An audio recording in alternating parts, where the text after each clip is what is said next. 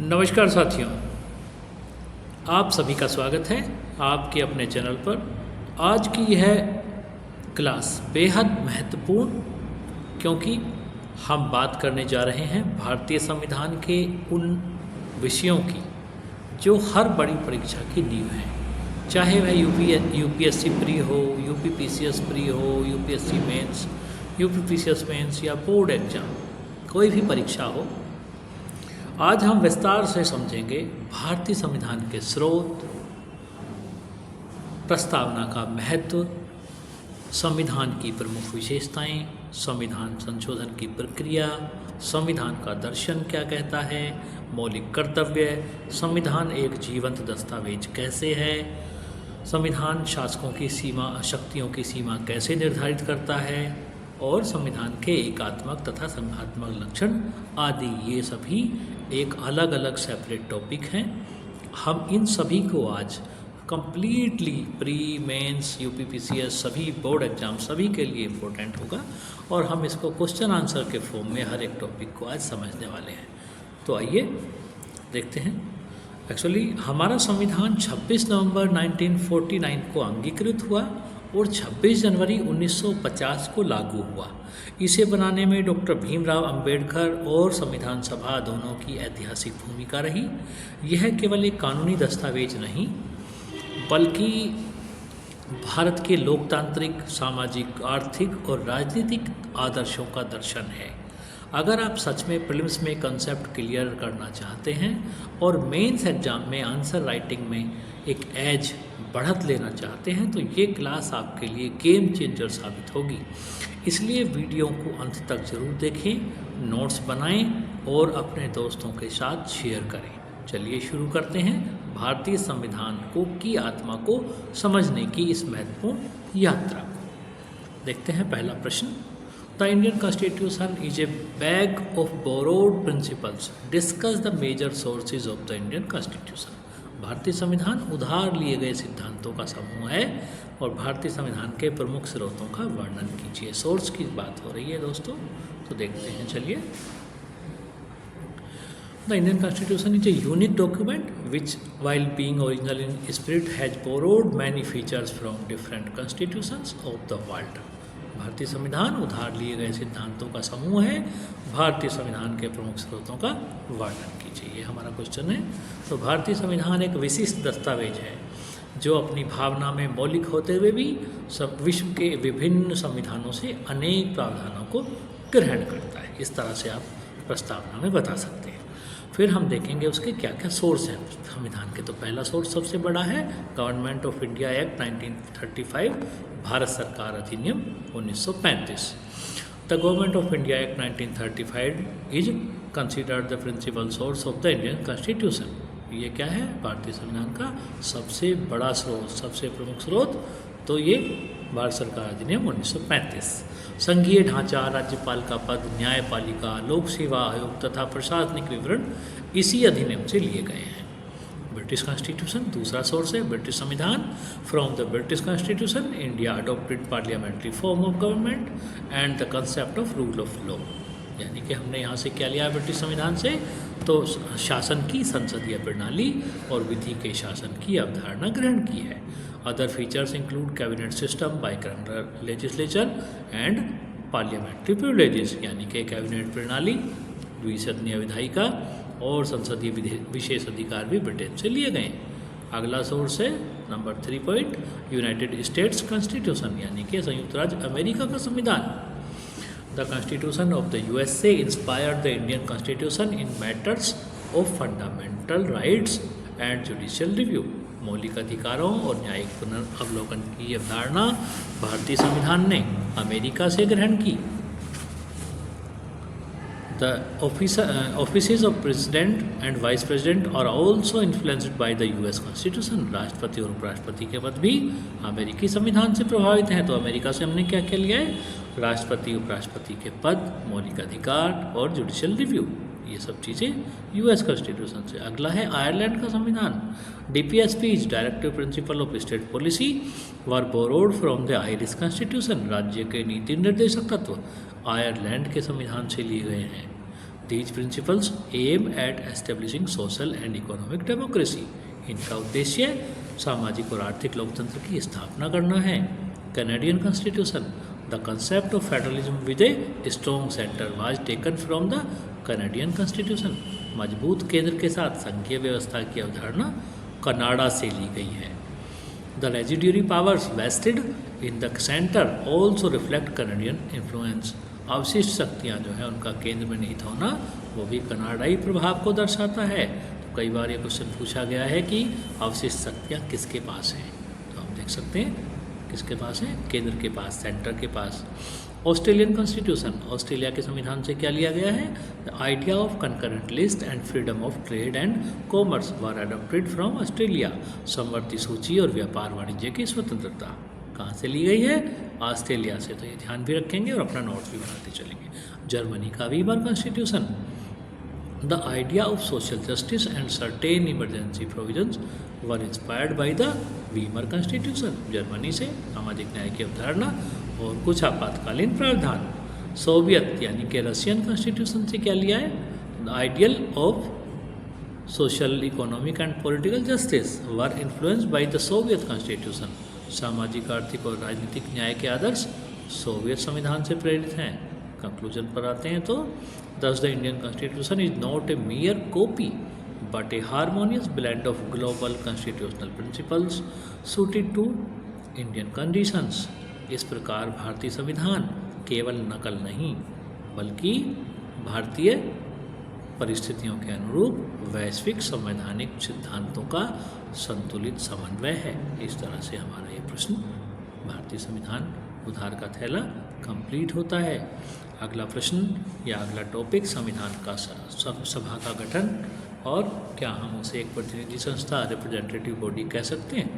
देखते हैं आंसर इसका।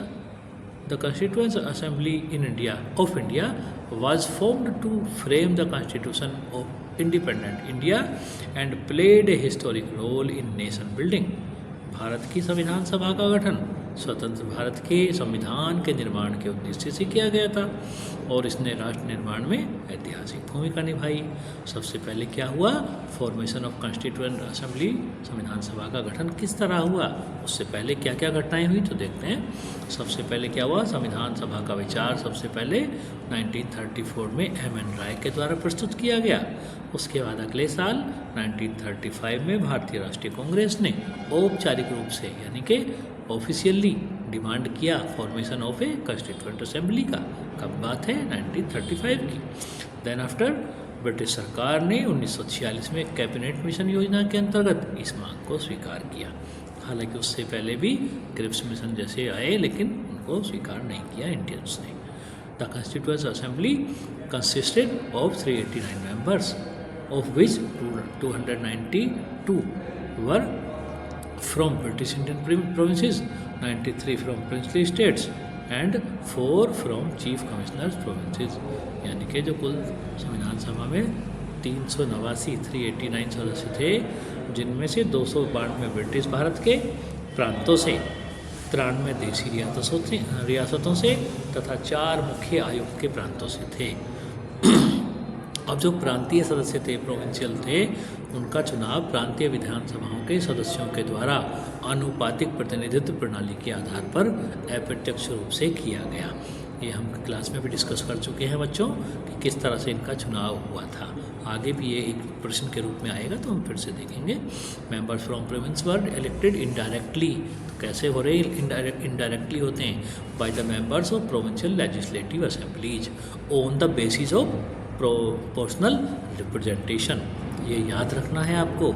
After the partition of India in 1947 the membership was reduced to 299 members. तो पहले कितने हमने देखे थे? 389 और बाद में कितने रह गए? 1947 में बंटवारा होने के बाद तो उसमें से कितने मेंबर घटे? 90 मेंबर्स, कंप्लीट 90 मेंबर्स घट गए और 389 के बजाय फिर 299 रह गए। यहाँ पर आप डाटा दोनों का देख सकते हैं। चलिए, 1947 में भारत के विभाजन के बाद सदस्यों की संख्या घटकर कितनी रह गई? तो ये 299। आप इसी तरह से इसको लिखेंगे। चलिए ठीक है। और आगे चलते हैं।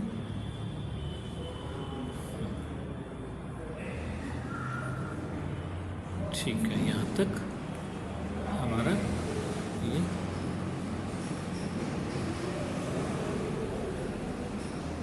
Working of the constituent assembly, संविधान सभा ने किस तरह से काम किया देखते हैं। तो the first meeting of the constituent assembly was held on 9 दिसंबर 1946। संविधान सभा की पहली बैठक कब हुई? 9 दिसंबर 1946 को। बहुत ही महत्वपूर्ण यहाँ से एमसीक्यू बनते हैं। Doctor Rajendra Prasad was elected as the permanent chairman of the assembly. तो यहाँ पर हमने एक पॉइंट को छोड़ दिया है, वो ये है कि पहली जो बैठक हुई थी 9 दिसंबर की, उसकी अध्यक्षता डॉक्टर सच्चिदानंद सिन्हा ने की थी, जो कि संविधान सभा के अस्थायी अध्यक्ष थे। वो 2 दिन तक रहे, 9 और 10 दिसंबर तक। 11 दिसंबर से डॉक्टर राजेंद्र प्रसाद उसके क्या हुए? संविधान सभा के परमानेंट चेयरमैन इलेक्ट किए गए। राजेंद्र प्रसाद को संविधान सभा का स्थायी अध्यक्ष चुना गया, बनाया गया। असेंबली टुक नियरली 2 ईयर जो है 11 months and 18 days to complete the constitution, यानी कि संविधान सभा ने संविधान का निर्माण करने में लगभग 3 वर्ष 2 वर्ष 11 माह और 18 दिन का समय लिया, अर्थात लगभग 3 वर्ष हुआ ना।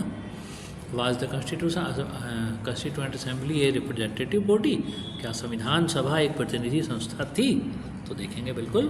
The constituent assembly was not elected on the basis of universal adult franchise, यानी कि इसका गठन जो है वो सार्वभौमिक वयस्क मताधिकार के आधार पर नहीं किया गया था, लेकिन इसके जिससे इसके प्रतिनिधि जो है इसके रिप्रेजेंटेशन पर वो प्रश्न उठते हैं, which raises questions about its representative character. However, it included representatives from all major communities. लेकिन बात क्या है समझने की, तो ये है कि ये इसमें क्या था, फिर भी इसमें भारत के सभी प्रमुख समुदायों, क्षेत्रों और राजनीतिक विचारधाराओं के प्रतिनिधि शामिल थे। From all major communities, regions and political view points of the India. तो prominent leaders like Jawaharlal Nehru, Sardar Patel, doctor B.R. Ambedkar and Maulana Abul Kalam Azad were members of the assembly. तो जवाहरलाल नेहरू, सरदार पटेल, डॉक्टर भीमराव अम्बेडकर और मौलाना अबुल कलाम आज़ाद जैसे प्रमुख नेता इसके सदस्य थे। The debates in the assembly were open, detailed and democratic in nature. संविधान सभा की बहसें खुली, विस्तृत और लोकतांत्रिक प्रकृति की थी। कंक्लूजन, अतः यद्यपि संविधान सभा का गठन प्रत्यक्ष जन चुनाव के द्वारा नहीं हुआ था, फिर भी अपने स्वरूप और कार्यप्रणाली में उसे एक प्रतिनिधि संस्था कहना उचित है। Thus, although the Constituent Assembly was not directly elected by the people, it can be considered a representative body in spirit and function. इस तरह से हम अपने क्वेश्चन को कंक्लूड कर सकते हैं। अगला प्रश्न संविधान की प्रस्तावना से जुड़ा हुआ है। प्रस्तावना लिखें और इसके मुख्य उद्देश्यों का बताना है, मेन ऑब्जेक्टिव क्या है उसके। तो पहले प्रेम्बल देखते हैं, क्या है preamble. We the people of India having solemnly resolve to constitute India into a sovereign socialist secular democratic republic and to secure to all its citizens. तो हम इस तरह से देखते हैं कॉन्स्टिट्यूशन की हमारी जो प्रस्तावना है वो लंबी थोड़ी सी बड़ी है, हमने यहाँ पर कंप्लीट नहीं लिखी है, केवल सिम्बॉलिक लिखी है। आपको ये जो है डेफिनेशन पूरी याद रखनी है, मुझे हिंदी में पूरी याद है। हम भारत के लोग भारत को एक संपूर्ण पूर्व संपन्न समाजवादी पथनिरपेक्ष लोकतंत्रात्मक राज्य बनाने के लिए तथा इसके समस्त नागरिकों को सामाजिक, आर्थिक, राजनीतिक न्याय, विचार, अभिव्यक्ति, विश्वास, धर्म, उपासना की स्वतंत्रता है ना, प्रतिष्ठा और अवसर की क्षमता प्राप्त करने के लिए तथा उन सब में व्यक्ति की गरिमा, इस तरह से कंप्लीट हमको जो है करनी है और पूरी याद करनी है कंठस्थ। तो अब क्या करते हैं, परीक्षा में उसका पूरा प्रस्तावना का पूरा पाठ लिखना अपेक्षित होता है। प्रस्तावना का अर्थ और महत्व अगर पूछा जाता है इस तरह उसे क्वेश्चन, तो आपको पूरी याद करके लिखनी है। देखते हैं उसका मीनिंग और अर्थ क्या है। The preamble is the introductory part of the constitution and reflects it's philosophy, ideals and objectives. तो क्या है प्रस्तावना? संविधान की भूमिका है जो उसके दर्शन, उद्देश्य, आदर्शों और उद्देश्यों को स्पष्ट करती है। Main objectives of the preamble, प्रस्तावना के मुख्य उद्देश्य क्या हैं? तो पहला उद्देश्य है सोवरेंटी, यानी कि संप्रभुता, जो प्रस्तावना में लिखा हुआ भी है। Sovereignty means that India is internally supreme and externally independent. क्या मतलब है? संप्रभुता का अर्थ है भारत आंतरिक रूप से सर्वोच्च और बाहरी रूप से भी स्वतंत्र है, यानी कि आंतरिक और बाहरी दोनों रूप से स्वतंत्र है अपने फैसले लेने के लिए, अपने कामकाज के लिए, अपने बिजनेस के लिए और अपने जो है देश की स्वतंत्रता संप्रभुता की रक्षा के लिए। दूसरा पॉइंट है समाजवाद, socialism. Socialism aims at reducing economic inequalities and ensuring social justice. तो समाजवाद का उद्देश्य हमेशा हो रहा है आर्थिक असमानताओं को कम करना और सामाजिक न्याय सुनिश्चित करना। थर्ड पॉइंट है सेक्युलरिज्म अर्थात पंथ निरपेक्षता। और पंथ निरपेक्षता का अर्थ है सभी धर्मों के प्रति समान सम्मान तथा राज्य का कोई धर्म ना होना। Secularism implies equal respect for all religions and no state religion. Democracy अर्थात लोकतंत्र पॉइंट नंबर 4 है। तो लोकतंत्र ये सुनिश्चित करता है कि सरकार जनता के द्वारा निर्वाचित हो और उसके प्रति उत्तरदायी भी हो। Democracy ensures that the government is elected by the people and responsible to them. Point number 5 है रिपब्लिक, गणराज्य। Republic means that the head of the state is elected and not a hereditary ruler. गणराज्य का अर्थ ही है कि राज्य का प्रमुख निर्वाचित होता है, न कि वंशानुगत। पॉइंट नंबर 6 है जस्टिस, न्याय। तो प्रस्तावना में क्या है, सभी नागरिकों को सामाजिक, आर्थिक और राजनीतिक न्याय प्रदान करने का लक्ष्य रखती है। Preamble aims to secure social, economic and political justice to all citizens. अगला पॉइंट है लिबर्टी यानी कि स्वतंत्रता। Liberty includes freedom of thoughts, expression, faith, belief and worship. स्वतंत्रता में विचार, अभिव्यक्ति, विश्वास, धर्म और उपासना की स्वतंत्रता शामिल है। अगला पॉइंट नंबर 8 है इक्वलिटी यानी कि समानता। इक्वलिटी एंश्योर करती है equal status and opportunity for all citizen. समानता सभी नागरिकों को समान दर्जा और अवसर प्रदान करती है। अगला पॉइंट नंबर है हमारा फ्रेटर्निटी यानी कि बंधुत्व। Fraternity promotes unity, integrity and a sense of brotherhood among citizens. बंधुत्व नागरिकों में एकता, अखंडता और भ्रातृत्व की भावना को बढ़ावा देता है। कंक्लूजन निष्कर्ष देखते हैं। Thus the preamble serves as the soul of the Indian constitution and guides the interpretation of its provisions. इस प्रकार प्रस्तावना भारतीय संविधान की आत्मा है और उसके प्रावधानों की व्याख्या का मार्गदर्शन करती है। अगला प्रश्न भारतीय संविधान की विशेषताओं से जुड़ा हुआ टॉपिक। तो देखते हैं describe in detail the unique features of the Indian constitution. भारतीय संविधान की अद्वितीय विशेषताओं का विस्तार से वर्णन कीजिए। देखते हैं answer. The Indian Constitution is one of the most comprehensive and unique constitution in the world, reflecting the diversity and aspirations of India. भारतीय संविधान विश्व के सबसे विस्तृत और अद्वितीय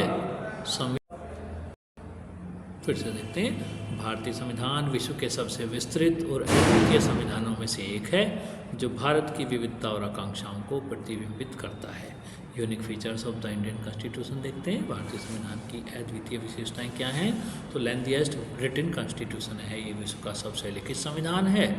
भारतीय संविधान विश्व का सबसे लंबा लिखित संविधान है जिसमें प्रारंभ में 395 आर्टिकल्स और 22 पार्ट्स और 22 8 क्या थे, शेड्यूल्स थे, 8 शेड्यूल्स अनुसूचियाँ थीं।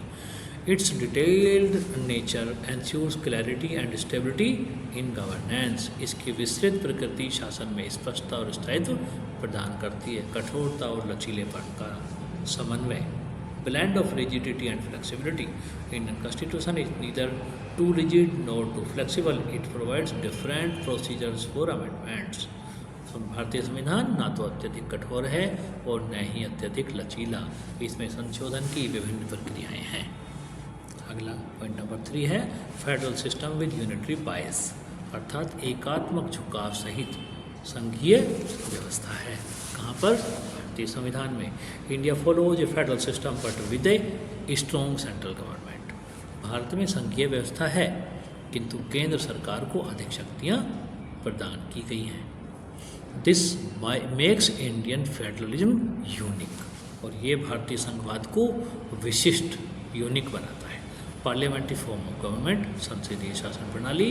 The constitution establishes A parliamentary form of government at both the centre and states. संविधान केंद्र और राज्यों दोनों में संसदीय शासन प्रणाली की व्यवस्था करता है। फंडामेंटल राइट्स, मौलिक अधिकार हैं भारतीय संविधान में। The constitution guarantee 6 fundamental rights. कितने हैं?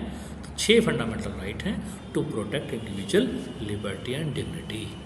Directive principle of state policy, राज्य के नीति निर्देशक तत्व, ये क्या होते हैं? DPSP डायरेक्टिव प्रिंसिपल्स का एम है एस्टेब्लिशिंग ए वेलफेयर स्टेट, यानी कि कल्याणकारी राज्य की स्थापना का लक्ष्य रखते हैं।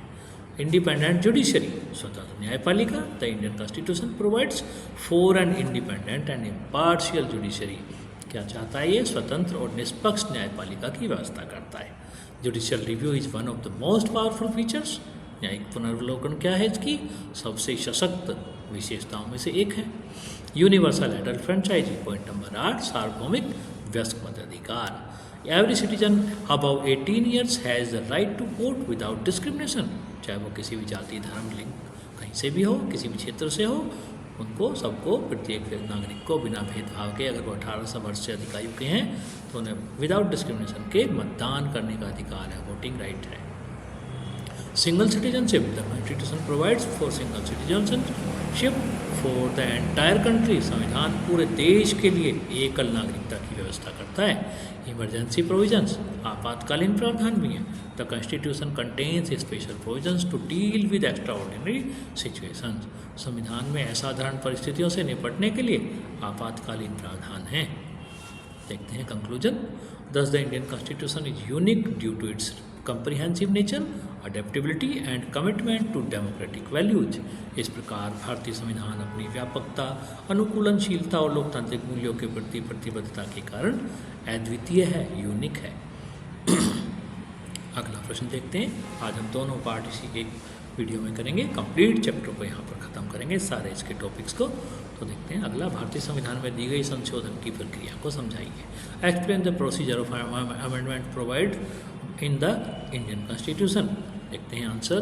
The Indian constitution is a living document and the provision of amendment ensures its adaptability to changing social and political needs. भारतीय संविधान एक जीवंत दस्तावेज है और संशोधन की व्यवस्था इसे सामाजिक राजनीतिक परिवर्तनों के अनुरूप डालने में सहायक है। अमेंडमेंट क्या है? संविधान का संशोधन। Procedure of amendment is described in article 368 of the Indian constitution. संविधान के संशोधन की प्रक्रिया का वर्णन भारतीय संविधान के अनुच्छेद 368 यानी कि 368 में किया गया है। टाइप्स ऑफ अमेंडमेंट, संशोधनों के प्रकार देखते हैं। अमेंडमेंट पहला है बाई सिंपल मेजोरिटी, साधारण बहुमत के द्वारा संशोधन। ये बहुत ज़रूरी है आपको जानना, इसको समझ लें अच्छे से।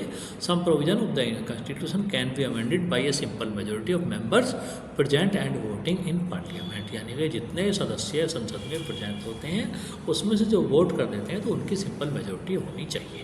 पहला, संविधान के कुछ प्रावधानों में संसद में उपस्थित और मतदान करने वाले सदस्यों के साधारण बहुमत से संशोधन किया जा सकता है। Such amendment are not considered amendment under article 368। यानी ऐसे संशोधनों को अनुच्छेद 368 के अंतर्गत संशोधन नहीं माना जाता, जो सिंपल मेजोरिटी से हो जाते हैं। एग्जाम्पल है क्रिएशन ऑफ न्यू स्टेट्स, किसी नए राज्य को बनाना, गठन करना उसका। चेंज इन स्टेट बाउंड्री, राज्यों की सीमाओं में परिवर्तन करना। सेकंड पॉइंट है अमेंडमेंट बाय स्पेशल मेजोरिटी। पहला था सिंपल मेजोरिटी, स्पेशल मेजोरिटी में थोड़ा सा अलग हो जाता है। क्या? विशेष बहुमत के द्वारा संशोधन। Most provisions of the constitution can be amended bye A special majority of parliament. संविधान के अधिकांश प्रावधानों में संसद के विशेष बहुमत द्वारा ही संशोधन किया जाता है। This requires a majority of the total membership of each house. पहला शर्त पहली यहाँ पर लगती है कि टोटल मेंबरशिप जो है ईच हाउस की, उनकी जो है मेजोरिटी होना चाहिए, पहला। दूसरा, 2/3 of the members present and voting. जितने मेंबर वोटिंग में भाग लेते हैं, प्रेजेंट होते हैं, उनका 2/3 मेजोरिटी भी मिलना चाहिए और टोटल मेंबरशिप का भी मेजोरिटी मिलना चाहिए। दोनों चीज़ें पूरी होने पर ये संशोधन हो पाते हैं।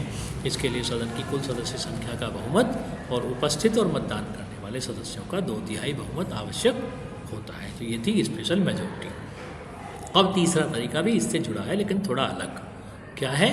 अमेंडमेंट बाय स्पेशल मेजोरिटी, ठीक है यहाँ तक। एंड रेक्टिफिकेशन बाय स्टेट्स, और ये कितने स्टेट्स होंगे?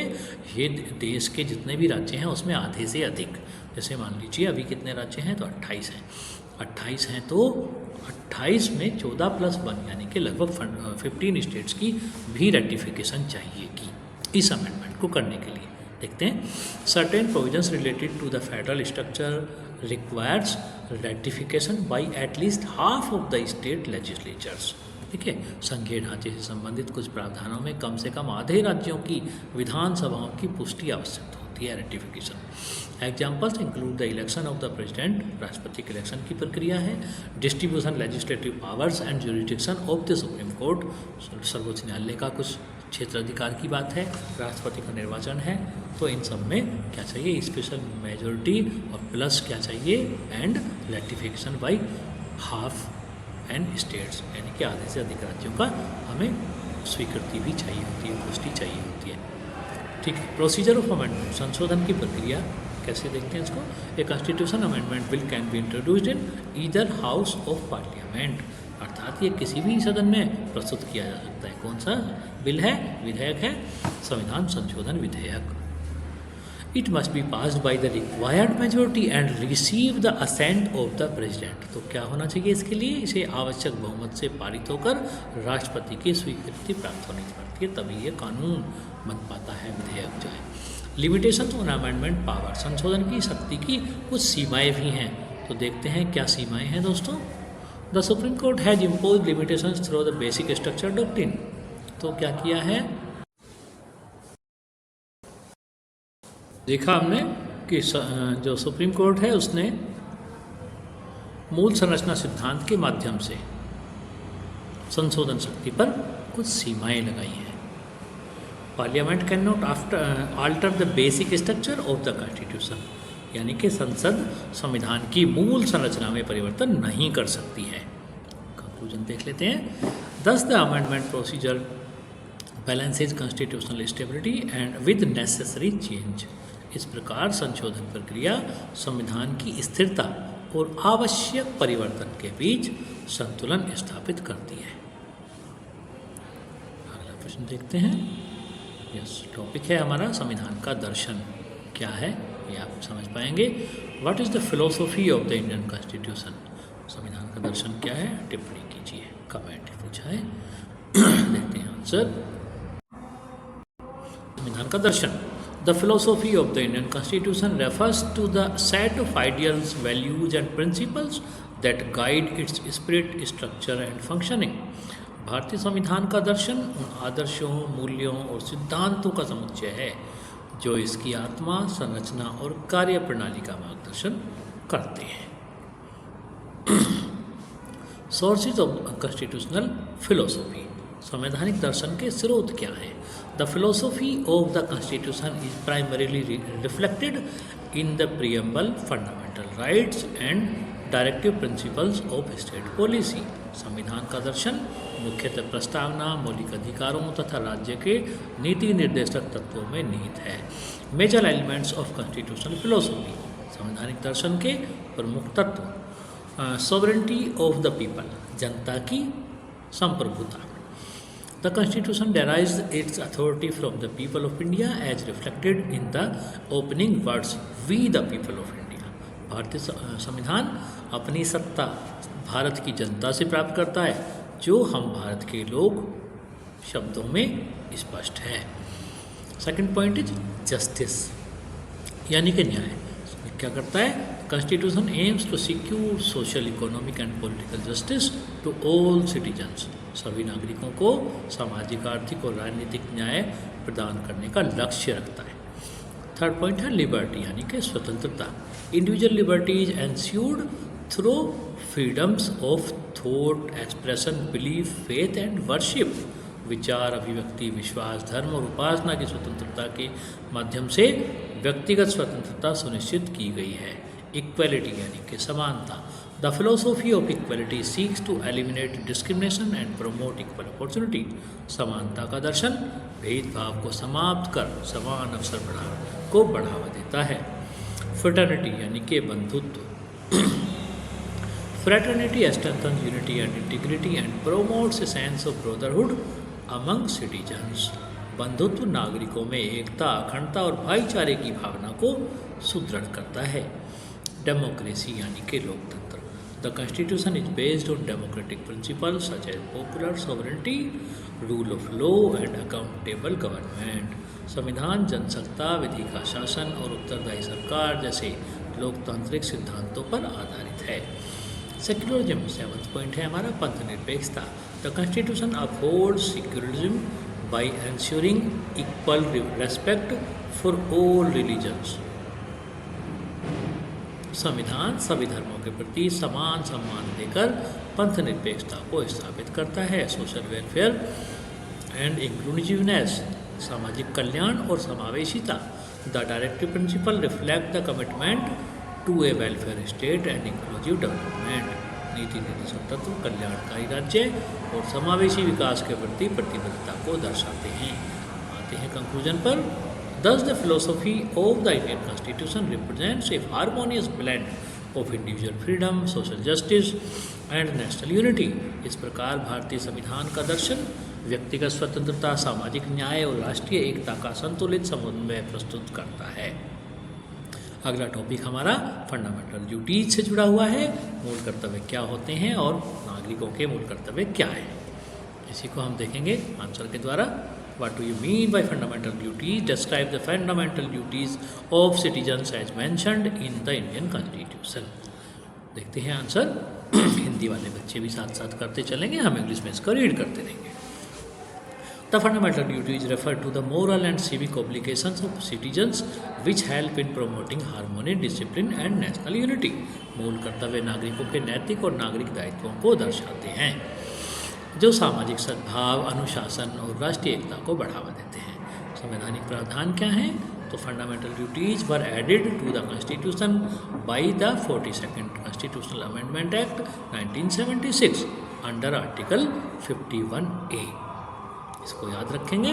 मूल कर्तव्यों को 42वें संविधान संशोधन अधिनियम 1976 के द्वारा अनुच्छेद 51A के अंतर्गत संविधान में जोड़ा. Originally there were 10 fundamental duties. Later the 11th duty was added by the 86th Constitutional Amendment Act 2002. शुरुआत में प्रारंभ में 10 मूल कर्तव्य थे. बाद में 86वें संविधान संशोधन अधिनियम 2002 के द्वारा 11वां मौलिक कर्तव्य जोड़ा गया. Fundamental duties of Indian citizens क्या हैं? भारतीय नागरिकों के मूल कर्तव्य है. फर्स्ट है to abide by the constitution and respect its ideals and institutions. संविधान का पालन करना तथा उसके आदर्शों, संस्थाओं और राष्ट्रीय ध्वज एवं राष्ट्रगान का सम्मान करना. ड्यूटी. सेकेंड है to cherish and follow the noble ideals of the freedom struggle. स्वतंत्रता संग्राम के महान आदर्शों का पालन और संरक्षण करना. थर्ड पॉइंट है to uphold and protect the sovereignty, unity and integrity of India. भारत की संप्रभुता, एकता और अखंडता की रक्षा करना. फोर्थ नंबर पॉइंट है to defend the country and render national service when called upon. देश की रक्षा करना और आवश्यकता पड़ने पर राष्ट्रीय सेवा करना. Point number 5 to promote harmony and the spirit of common brotherhood. सामाजिक सद्भाव और समान भाईचारे की भावना को बढ़ावा देना. Point number 6 to value and preserve the rich heritage of our composite culture. अर्थात हमारी मिश्रित संस्कृति की समृद्ध विरासत का संरक्षण करना. पॉइंट नंबर 7 प्राकृतिक पर्यावरण की रक्षा और संवर्धन करना. पॉइंट नंबर 8 वैज्ञानिक दृष्टिकोण, मानववाद और अनुसंधान एवं सुधार की भावना का विकास करना. पॉइंट नंबर 9 सार्वजनिक संपत्ति की रक्षा करना और हिंसा का त्याग करना. पॉइंट नंबर 10 व्यक्तिगत और सामूहिक जीवन के सभी क्षेत्रों में उत्कृष्टता की ओर बढ़ने का प्रयत्न करना. पॉइंट नंबर 11 जो 2002 में जोड़ा गया, 6 से 14 वर्ष की आयु के बच्चों को शिक्षा के अवसर प्रदान करना. To provide opportunity for education to children between the ages of 6 and 14 years. Significance of fundamental duties. मूल कर्तव्यों का महत्व क्या है? Fundamental duties remind citizens that rights and duties are complementary to each other. मूल कर्तव्य नागरिकों को यह स्मरण कराते हैं कि अधिकार और कर्तव्य एक दूसरे के पूरक हैं. Conclusion. Thus fundamental duties play an essential role in strengthening democracy and promoting responsible citizenship. इस प्रकार मूल कर्तव्य लोकतंत्र को सुदृढ़ करने और उत्तरदायी नागरिकता के निर्माण में महत्वपूर्ण भूमिका निभाते हैं. अगला क्वेश्चन लिविंग डॉक्यूमेंट के लिए. कॉन्स्टिट्यूशन किस तरह से एक लिविंग डॉक्यूमेंट है, इस पर टिप्पणी करनी है. देखते हैं answer. The constitution is described as a living document because it is dynamic and capable of adapting to the changing needs of society. क्यों है ये लिविंग डॉक्यूमेंट? क्योंकि ये डायनेमिक है, जीवंत दस्तावेज कहते हैं क्योंकि ये गतिशील है, समाज की बदलती आवश्यकताओं के अनुसार स्वयं को ढालने की क्षमता रखता है। मीनिंग ऑफ लिविंग कॉन्स्टिट्यूशन क्या होता है? संविधान के जीवंतता का अर्थ क्या होता है? A living constitution is one that grows, evolves and remains relevant over time without losing its core values. मतलब जीवंत संविधान वो होता है जो समय के साथ विकसित होता है और अपने मूल्यों को बनाए रखता है और प्रासंगिक भी बना रहता है, प्रासंगिक, relevant. Why the Indian constitution is a living document? क्यों है मतलब ये जीवंत दस्तावेज? तो देखते हैं उसके answer. Provision of for amendment, सबसे पहला कारण है उसका, इसमें संशोधन की प्रक्रिया है। Article 368 provides a systematic procedure to amend the constitution. अनुच्छेद 368 संविधान में संशोधन की सुव्यवस्थित प्रक्रिया प्रदान करता है। More than 100 amendments show it's adaptability. 100 से अधिक 106 हो चुके हैं संशोधन इसकी अनुकूलनशीलता को दर्शाते हैं। जुडिशियल इंटरप्रिटेशन, न्यायिक व्याख्या।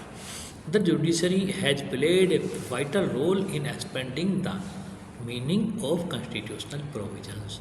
न्यायपालिका ने संवैधानिक प्रावधानों की व्यवस्था व्याख्या का विस्तार कर महत्वपूर्ण भूमिका निभाई है। The basic structure doctrine is a landmark example. मूल संरचना का सिद्धांत इसका प्रमुख उदाहरण है। पॉइंट नंबर 3 है एक्सपेंशन ऑफ फंडामेंटल राइट्स। मौलिक अधिकारों का विस्तार करता रहता है संविधान। कैसे, अभी देखते हैं। Article 21 has been interpreted to include right to education, privacy and clean environment. यहाँ तक कि सोने का अधिकार, स्वच्छ पानी पीने का अधिकार, अभी एक और अधिकार मिला है माताओं और बहनों को, स्वच्छता का अधिकार है वो। तो ये सब चीज़ें आर्टिकल 21 के अंतर्गत दी जा रही हैं और ये लगातार अमेंड होता जा रहा है। अनुच्छेद 21 की व्याख्या के माध्यम से शिक्षा का अधिकार, निजता का अधिकार, स्वच्छ पर्यावरण का अधिकार आदि जोड़े गए हैं। सोशल एंड पॉलिटिकल चेंज, सामाजिक और राजनीतिक परिवर्तन। संविधान ने सामाजिक न्याय, लैंगिक समानता और कल्याणकारी नीतियों जैसे परिवर्तनों का उत्तर दिया है। Role of convention and practices, परंपराओं और प्रथाओं की भूमिका क्या रही है इसमें? तो constitutional conventions have helped in the smooth functioning of democratic institution. संवैधानिक परंपराओं ने क्या किया? लोकतांत्रिक संस्थाओं के सुचारू संचालन में सहायता ही की है। लिमिटेशन एंड स्टेबिलिटी, सीमाएं और स्थिरता। While being flexible, the Constitution also maintains stability through its basic structure. एक तरफ तो लचीला है, बदल सकते हैं, लेकिन कुछ चीज़ें ऐसी भी हैं, मूल संरचना जैसी चीज़ें, उनके माध्यम से इसमें स्थिरता बनाए रखी जा सकती है, रखी जाती है। देखते हैं conclusion. Thus the Indian constitution is a living document that balances continuity with change. तो क्या करता है ये? इस निरंतरता और परिवर्तन के बीच में भी अपना स्थायित्व की संतुलन रखता है। And ensure democratic governance. इस प्रकार भारतीय संविधान निरंतरता और परिवर्तन के बीच संतुलन स्थापित करते हुए लोकतांत्रिक शासन को सुनिश्चित करता है। अगला क्वेश्चन क्या है ये कि जो शासक हैं, रूलर्स हैं, उनकी शक्तियों पर सीमा निर्धारण करना क्यों जरूरी है? देखते हैं, बहुत ही काम का क्वेश्चन और आज के डायमेंशन में बहुत जरूरी भी। Why is it necessary for a constitution to limit the powers of rulers? Can there be a constitution that does not grant any right to citizens? शासकों की शक्तियों की सीमा का निर्धारण करना संविधान के लिए क्यों जरूरी है? क्या कोई ऐसा भी संविधान हो सकता है जो नागरिकों को कोई अधिकार ना दे? देखते हैं answer. A constitution is meant to establish a framework of governance that ensures justice, liberty and protection of citizens from arbitrary exercise of power. संविधान का उद्देश्य ऐसा शासन ढांचा स्थापित करना है जो न्याय, स्वतंत्रता तथा सत्ता के मनमाने प्रयोग से नागरिकों की रक्षा सुनिश्चित करे। While limiting the powers of rulers is necessary, शासकों की शक्तियों की सीमा क्यों आवश्यक है? तो इसके कुछ रीजन हैं। पहला है प्रिवेंशन ऑफ आर्बिट्रेरी रूल, मनमाने शासन की रोकथाम। Unlimited powers may lead to dictatorship and misuse of authority, अर्थात असीमित शक्तियाँ तानाशाही और सत्ता के दुरुपयोग को जन्म दे सकती हैं। Point number 2, protection of fundamental rights. मौलिक अधिकारों की सुरक्षा, limiting powers ensures that the rights and freedoms of citizens are protected. शक्तियों की सीमा निर्धारण से नागरिकों के अधिकारों और स्वतंत्रताओं की होती है रक्षा। इनकी रक्षा हो सकती है। रूल ऑफ लॉ, विधि का शासन। A constitution ensures that rulers are also governed by law. संविधान ये भी सुनिश्चित करता है कि शासक भी कानून के अधीन हों, उन्हीं के अनुसार शासित हों। डेमोक्रेटिक अकाउंटेबिलिटी, लोकतांत्रिक उत्तरदायित्व। Defined powers make the government accountable to the people, यानी कि जब निर्धारित कर दी जाएंगी शक्तियाँ तो सरकार को जनता के प्रति उत्तरदायी बनाती हैं। बैलेंस ऑफ पावर, शक्ति संतुलन के लिए। Separation of powers prevents concentration of authority in one organ. शक्ति पृथक्करण क्या करता है, किसी एक अंग में सत्ता के केंद्रीकरण को रोकता है। Can there be a constitution without rights, क्या बिना अधिकारों वाला संविधान संभव है? क्वेश्चन का हमारे दूसरा पार्ट था, तो हमने देखा, उसको देखते हैं। In theory a constitution without explicit rights may exist as seen in authoritarian और टोटलिटेरियन रिजीम्स।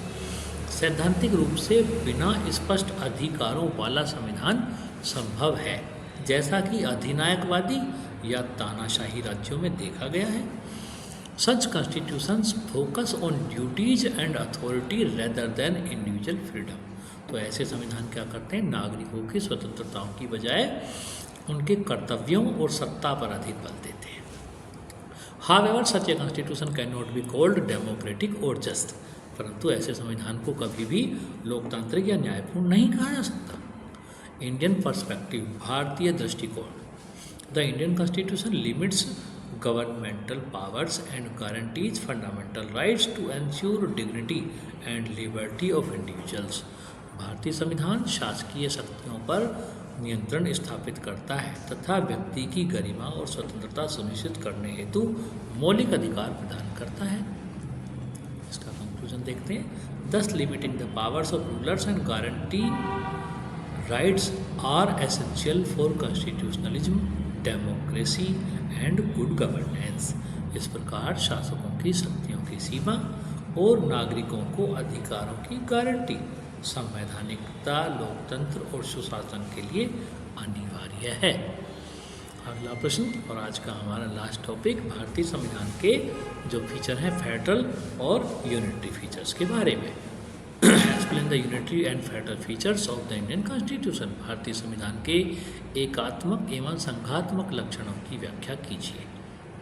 देखते हैं। The Indian constitution establishes a federal system of government, but it also incorporates strong unitary features to maintain national unity and integrity.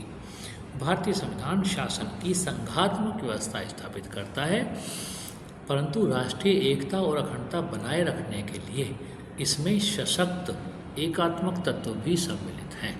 Federal features of the Indian constitution. भारतीय संविधान के संघात्मक लक्षण सबसे पहले देखते हैं। संघात्मक होता है जहाँ दो लेवल की सरकार होती हो, तो पहला ही पॉइंट वही है। ड्यूअल गवर्नमेंट, दो स्तर की सरकार। The constitution provides for two levels of government, the union and the state. संविधान केंद्र और राज्यों यानी कि दो स्तरों की सरकार की व्यवस्था करता है। दूसरा, इसमें डिवीजन ऑफ पावर्स होता है, शक्तियों का विभाजन। Legislative powers are divided between union and the states through union, states and concurrent list. तो लेजिस्लेटिव पावर जो है, विधायी शक्तियाँ जो है वो कैसे बटी होती हैं, राज्यों में और केंद्र के बीच में, संघ और राज्यों और समवर्ती सूचियों के माध्यम से। तीन सूचियाँ हैं ये, केंद्र और राज्यों के बीच विधायी शक्तियों का विभाजन किया जाता है। सुप्रीमेसी ऑफ द कॉन्स्टिट्यूशन, कौन सर्वोच्च होता है, तो संविधान सर्वोच्च होता है। ना कोई शासक, ना कोई राजा, ना कोई मंत्री, ना कोई प्रधानमंत्री, ना कोई राष्ट्रपति, बल्कि सर्वोच्च कौन, तो संविधान। The constitution is supreme and both the union and states derive there authority from it. तो संविधान सर्वोच्च है, केंद्र और राज्य दोनों अपनी शक्तियाँ इसी से प्राप्त करते हैं। किससे, संविधान से। ऐसे क्वेश्चन MCQ बनाकर भी पूछ लिए जाते हैं। इंडिपेंडेंट जुडिशरी, स्वतंत्र न्यायपालिका। An independent judiciary acts as the guardian of the constitution. And resolve centre state disputes. स्वतंत्र न्यायपालिका संविधान की संरक्षक है और केंद्र राज्य विवादों का समाधान करती है। रिटन कॉन्स्टिट्यूशन लिखित संविधान है। India has a written constitution which is a key feature of federalism. लिखित संविधान होना संघात्मक शासन की एक महत्वपूर्ण विशेषता है। तो हमने अभी तक देखे थे संघात्मक लक्षण क्या क्या थे, एक बार रिवाइज करते हैं फटाक से। पहला, 2 लेवल की सरकार, dual governments, division of power, शक्तियों का विभाजन, सुप्रीमेसी ऑफ द कॉन्स्टिट्यूशन यानी संविधान की सर्वोच्चता, इंडिपेंडेंट जुडिशरी, स्वतंत्र न्यायपालिका और रिटन कॉन्स्टिट्यूशन, ये थे संघात्मक लक्षण। अभी हम देखेंगे एकात्मक लक्षण, यूनिटरी फीचर्स। तो स्ट्रॉन्ग सेंट्रल गवर्नमेंट, सशक्त केंद्रीय सरकार। The union government has been given more powers than the states. संघ सरकार को राज्यों की अपेक्षा अधिक शक्तियाँ प्रदान की जाती हैं, की गई हैं। यूनिटरी में यही होता है। सिंगल कॉन्स्टिट्यूशन होता है, एकल संविधान होता है। कैसा होता है? एकल संविधान। भारत में केंद्र और राज्यों दोनों के लिए क्या है? एक ही संविधान है, लागू होता है। सिंगल सिटीजनशिप, एकल नागरिकता। The constitution provides for single citizenship to promote unity. संविधान राष्ट्रीय एकता को बढ़ावा देने के लिए एकल नागरिकता की व्यवस्था करता है। अपॉइंटमेंट ऑफ गवर्नर्स, क्या हुआ? राज्यपालों की नियुक्ति। The state governors are appointed by the president indicating unitary control. राज्यों के राज्यपालों की नियुक्ति राष्ट्रपति द्वारा की जाती है, जो एकात्मक नियंत्रण को दर्शाती है। अगला है इमरजेंसी प्रोविजंस, आपातकाल के प्रावधान। During emergencies the federal structure transforms into A unitary one. आपातकाल के दौरान क्या होता है? संघात्मक व्यवस्था ये एकात्मक रूप धारण कर लेती है। रेजिडुअरी पावर्स विद सेंटर, अवशेष शक्तियाँ किसके पास? तो केंद्र के पास। All residuary powers are vested in the union parliament. सभी अवशेष शक्तियाँ संघीय संसद में, केंद्र सरकार में निहित होती हैं। Thus the Indian Constitution is a federal in form but unitary in spirit, ensuring unity along with diversity. इस प्रकार भारतीय संविधान रूप में या स्वरूप में संघात्मक होते हुए भी भावना में एकात्मक है, जो विविधता के साथ एकता क्या करता है? सुनिश्चित करता है। तो ये थी हमारी आज की क्लास। हमने सारे टॉपिक्स को इसमें एक एक करके जाना, और इसी तरह की और क्लासेस के लिए हमारे चैनल को लाइक, शेयर और सब्सक्राइब कीजिए। वैसे भी पहला हमारा चैनल जो है वो डिलीट हो चुका है, आपका चैनल, और ये नया चैनल है। इसको आप सभी लोग दोबारा से करें। हम लोग फिर से यहाँ पर मेहनत करेंगे और ईमानदारीपूर्ण अपना भरसक प्रयत्न करेंगे। Thanks for watching. Thank you. जय हिंद, जय भारत।